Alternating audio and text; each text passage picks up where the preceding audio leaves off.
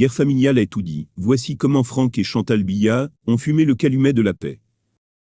Si vous êtes nouveau, n'hésitez surtout pas de vous abonner et de cliquer sur la cloche de notification pour ne plus rater aucune de nos vidéos. On commence.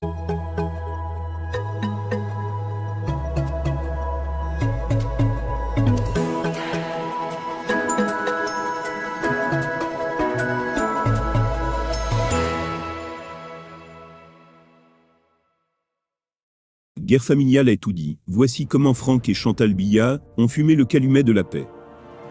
Les deux ont pratiquement le même âge et sont appelés à cohabiter ensemble autour de Paul Biya.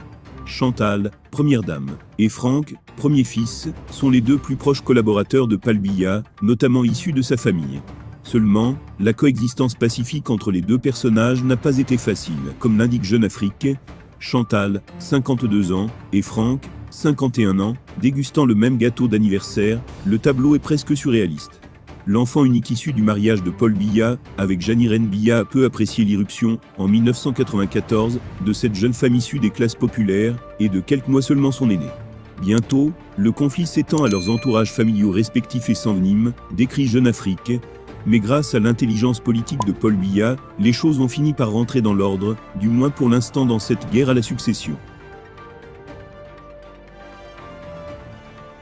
Le président laisse faire. Son silence accroît le sentiment d'insécurité du jeune homme, qui finit par s'établir à Menton, dans le sud de la France, où il vit pendant de longues années.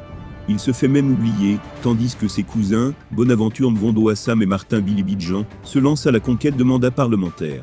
Lorsqu'il prend l'avion pour le Cameroun avec femme et enfants, en mars 2020, c'est pour fuir la pandémie de Covid-19, et le confinement annoncé par les autorités de l'Hexagone.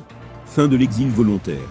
Redevenu yaoundéen, Franck Biya engage des travaux de réfection dans sa villa, située sur le mont Fébé, à quelques encablures du palais des Toudis, où il occupe désormais un bureau proche du cabinet paternel.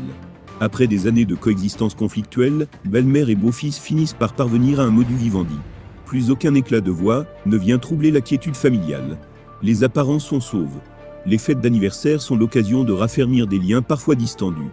Sur la photo de famille, la première dame et le fils du président posent tout sourire. Est-ce le signe d'une complicité enfin trouvée à l'ombre du patriarche? Rien n'est moins sûr, précise Jeune Afrique. Eh bien, chers abonnés, c'est ainsi que nous arriverons au terme de cette édition. Espérant qu'elle vous a plu, n'hésitez surtout pas de nous laisser un commentaire.